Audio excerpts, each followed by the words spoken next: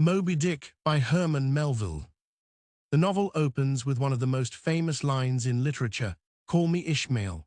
Through the eyes of Ishmael, a wandering sailor, we step into the world of 19th century whaling. Ishmael, restless and in search of purpose, travels to New Bedford where he meets Queequeg, a tattooed harpooner from the South Seas. Despite their differences, the two quickly form a deep and unexpected bond, a friendship that will carry them through the dangers ahead. Together, they sign up for a whaling voyage aboard the Pequod, a ship commanded by the enigmatic and formidable Captain Ahab. The Pequod itself is not just a vessel, but almost a floating world, with a diverse crew drawn from across the globe: Africans, Native Americans, Islanders, and Europeans. Melville presents this microcosm of humanity as a reflection of the larger world, showing both its unity and its divisions. Early in the journey, whispers about Ahab's true intentions begin to surface. Though absent at first, Ahab eventually emerges as a man consumed, limping across the deck with his ivory leg carved from a whale's bone.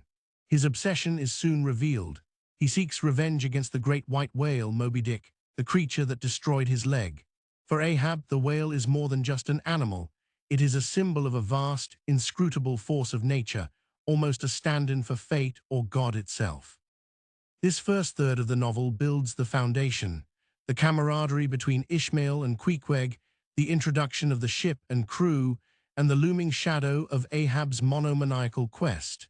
It sets the stage for a journey that is both a whaling expedition and an existential voyage into the heart of human obsession. As the Pequod sails deeper into the vast oceans, the narrative expands beyond Ishmael's personal perspective into an almost encyclopedic exploration of whaling itself. Herman Melville takes time to describe the craft, the tools, and even the anatomy of whales. At first glance, these digressions may seem like mere technical detail, but they enrich the novel with a sense of realism and also highlight the immensity of what the sailors are up against. The ocean is not simply a backdrop, it becomes a living, boundless entity. Meanwhile, Ahab's obsession grows clearer with every passing day. The crew is officially on a whaling voyage, but beneath that lies Ahab's true purpose: to hunt Moby-Dick.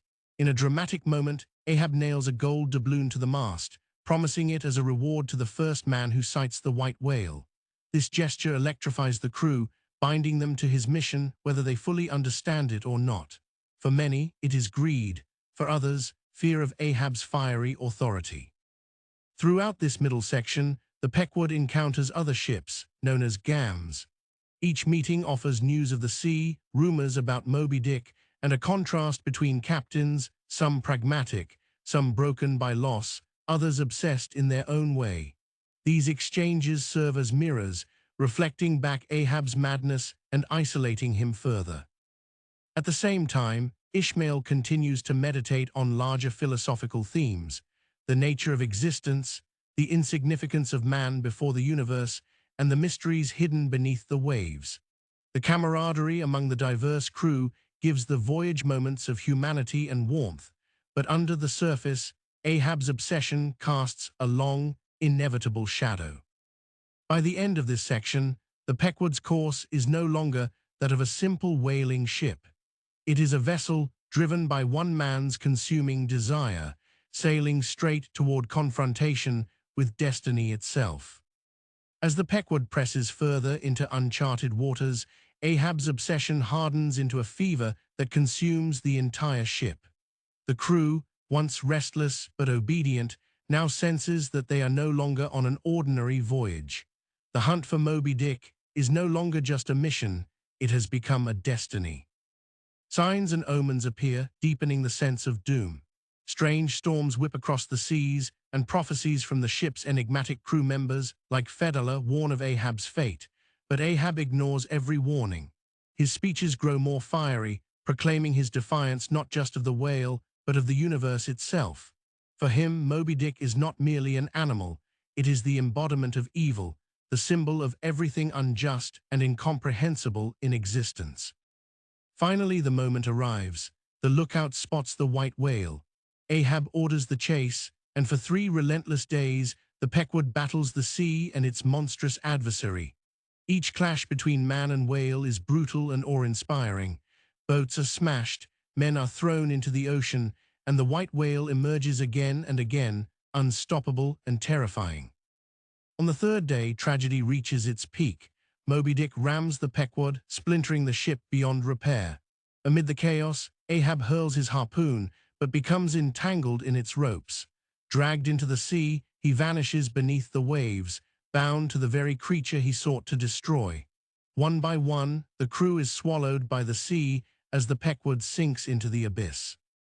Only Ishmael survives, clinging to Queequeg's coffin, ironically transformed into a lifebuoy. For days he drifts upon the ocean until rescued by another ship, left to tell the tale of obsession, fate, and destruction. Conclusion: the message of Moby-Dick.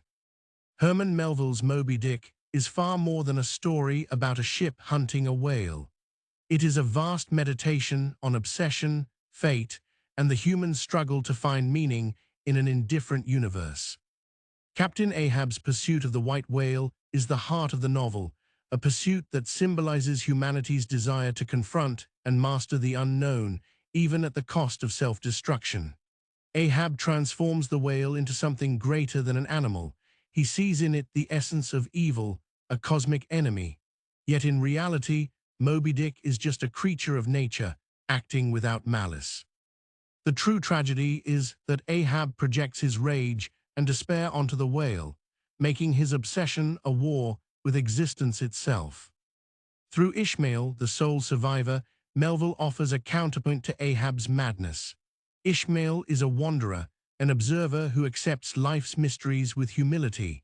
His survival suggests that endurance and acceptance, not defiance, are the keys to living within an uncertain world. The novel also reflects on humanity's relationship with nature. The sea is vast, untamable, and indifferent to human struggles. The whale, immense and incomprehensible, embodies this truth. In the end, human pride and ambition cannot conquer the natural world. Instead, those who defy it are consumed.